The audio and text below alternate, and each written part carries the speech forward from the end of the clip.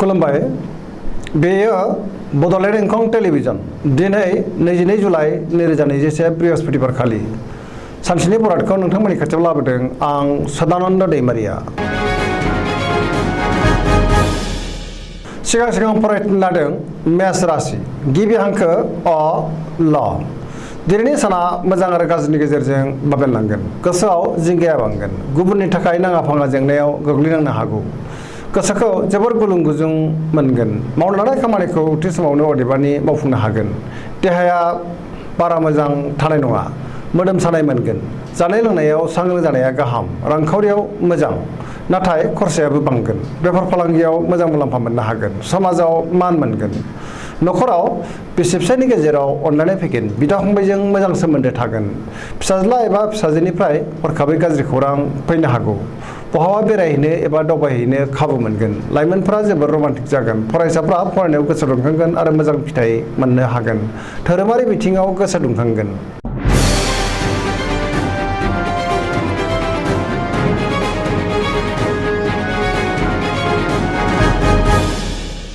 वृष राशि गिबि हांखो इ उ ब दिनैनि साना जोबोर मोजां गुबुननि हेफाजाब मोननानै गोसोखौ दिनै जोबोर गोजोननाय मोनगोन गोसोआव बोलोआ बांगोन मावनो लानाय खामानिखौ थि समावनो आरो गोरलैयैनो मावफुंनो हागोन पजिटिभ एनार्जिनि गोहोम गोग्लैगोन समाजाव मान मोनगोन रांखावरियाव जोबोर मोजां होनजायो मोननो गोनांखौ दिनै मोननो हागोन आरजिनाय धोनखौ दोनथुमनो हागोन बेफार फालांगियाव मोजां मुलाम्फा मोनगोन आयआ बांगोन बहाबा थाङोब्ला दिनै जोबोर मोजां आरो मोजाङैनो हान्थिनो हागोन नखराव बिसि फिसायनि गेजेराव अनलायनाय फैगोन देहाया दिनै मोजाङै थागोन लाइमोनफोरनि गोसोआ दिनै जोबोर रमान्टिक जागोन आरो गावबा गावनि गोसोनि साननायखौ फोरमायलायनोबो हागोन बहानिफ्रायबा हरखाबै मोजां खौरां मोनगोन फरायसाफ्रा फरायनायाव गोसो दुंखांगोन आरो मोजां फिथाइ मोनगोन सरासनस्रायै दिनै साना जोबोर मोजां आरो मोजाङैनो बारग'लांगोन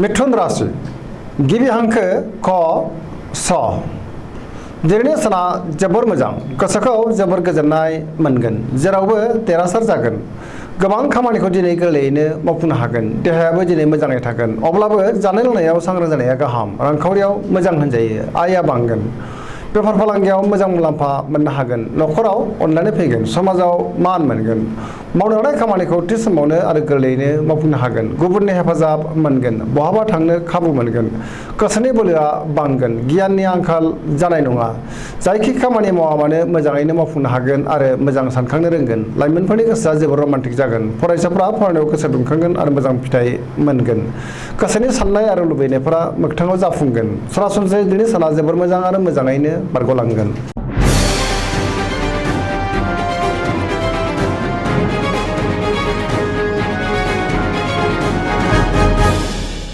कर्कट राशि गिबि हांखो ड ड ह दिनैनि साना बारा मोजां नङा गोसोखौ जोबोर उसुखुथु मोनगोन मावनो लानाय खामानिखौ थि समावनो मावफुंनो गोब्राब जागोन आरो गोबां जेंना नुजाथिगोन माबा नङा माबा मोनसे हेंथा फैगोन रांखावरियाव जोबोर मोजां होनजायो बेफार फालांगियाव जोबोर मोजां मुलाम्फा मोननो हागोन देहाया दिनै मोजाङै थागोन अब्लाबो जानाय लोंनायाव सांग्रां जानाया गाहाम गुबुननि हेफाजाब मोनगोन गुबुननि गोसोखौ बोनो नाथाय हानाय नङा नखराव बिसि फिसायनि गेजेराव एना एनि फैनो हागौ सांग्रां जानाया गाहाम गोसोनि साननायफोरा गोरोबनाय नङा समाजाव बयजोंबो गोरोबनो रोंनाय नङा लाइमोनफोरनि गोसोआ दिनै जोबोर आला खाला जागोन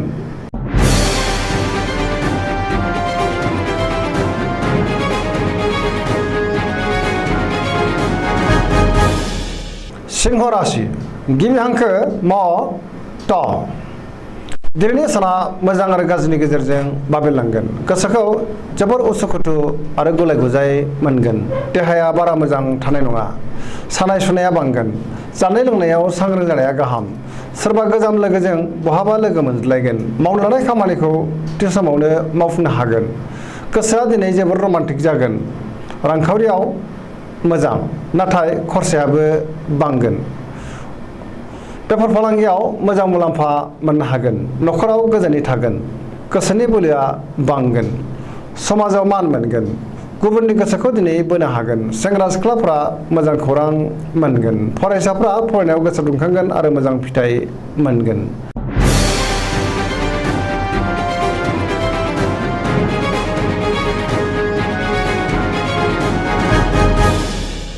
कन्या राशि गिबि हांखो प ट।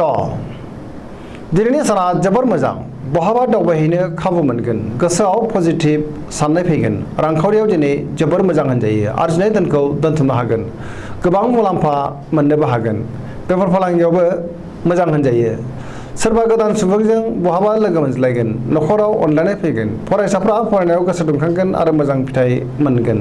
लाइमोनफोरनि गोसोआ जोबोर रमान्टिक जागोन। समाजाव गोबां मान मोनगोन। देहाया दिनै मोजाङै थागोन। अब्लाबो नाथाय जानाय लोंनायाव सांग्रां जानायनि गोनांथि दङ। गोसोनि बोलोआ बांगोन। गोसोनि साननायफोरा जाफुंगोन। सरासनस्रायै दिनै साना जोबोर मोजां आरो मोजाङैनो बारग'लांगोन।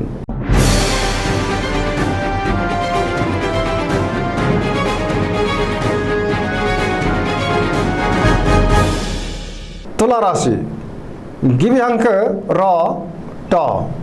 दिनैनि साना जोबोर मोजां। बहाबा दावबायहैनो खाबु मोनगोन। गोसोखौ दिनै जोबोर गोजोननाय मोनगोन। गोसोनि बोलोआ बांगोन। गोसोनि साननायफोरा जाफुंगोन। मावनो लानाय खामानिखौ थि समावनो आरो गोरलैयैनो मावफुंनो हागोन। देहाया दिनै मोजाङै थागोन। मोजां आरो गोग्गो साननो रोंगोन।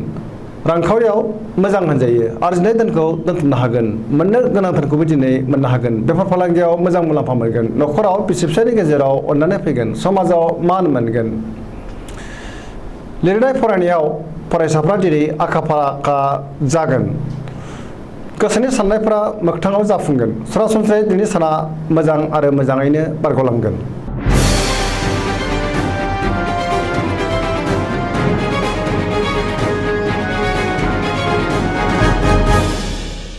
वृश्चिक राशि गिबि हांखो न स।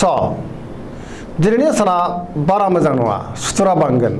सोरबा लाजि फोनांनो नाजागोन। सांग्रां जानाया गाहाम। ससियेल मिडिया बायदिसिनायाव बांद्राय कमेन्ट होयिआनो मोजां।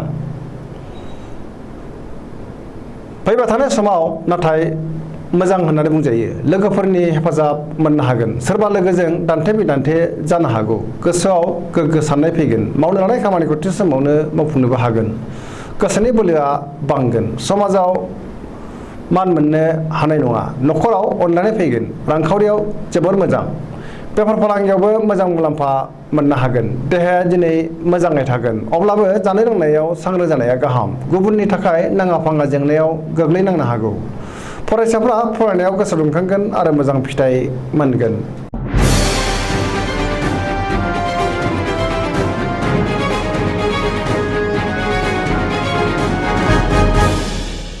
धनु राशि गिबि हांखो ध फ भ। दिनैनि साना जोबोर मोजां। बयजोंबो अनजागोन आरो गुबुनखौबो अननो रोंगोन। गोसोआव मोजां आरो गोग्गो साननाय फैगोन। पजिटिभ एनार्जिनि गोहोम गोग्लैगोन। सोरजोंबा गोबां अनसायजागोन आरो गुबुननि अननायखौ मोननो हागोन। गोसोनि बोलोआ बांगोन। धोरोमारि बिथिङाव गोसो दुंखांगोन।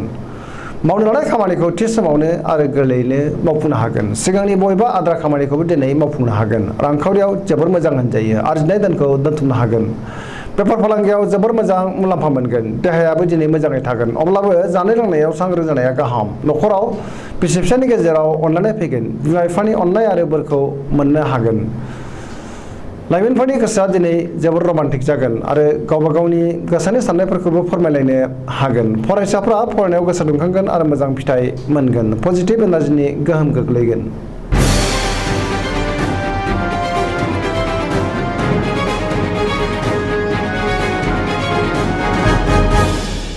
मकर राशि गिबि हांखो ख ज।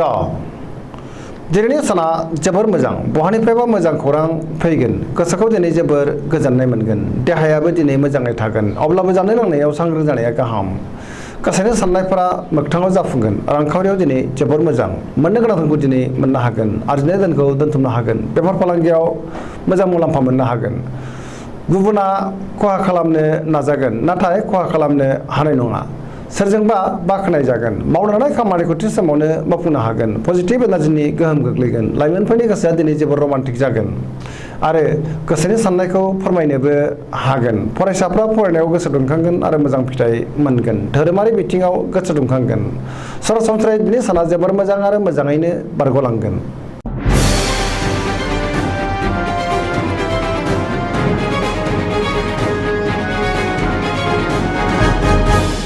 कुम्भ राशि गिबि हांखो ग स स। दिनैनि साना जोबोर मोजां। गोसोखौ दिनै जोबोर गोजोननाय मोनगोन। गोसोआव गोग्गानाय फैगोन। मावनो लानाय खामानिखौ थि समावनो मावफुंनोबो हागोन। बहानिफ्रायबा हरखाबै मोजां खौरां फैनो हागौ। समाजाव मान मोनगोन।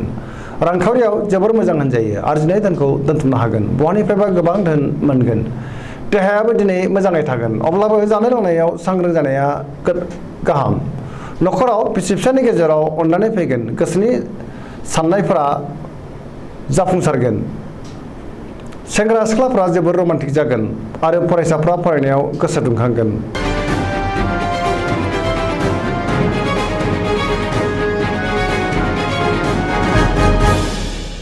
मीन राशि गिबि हांखो ड स। दिनैनि साना जोबोर मोजां। गोसोखौ दिनै जोबोर गोजोननाय मोनगोन। गोसोनि बोलोआ बांगोन। देहाया मोजाङै थागोन। रांखावरियाव जोबोर मोजां होनजायो।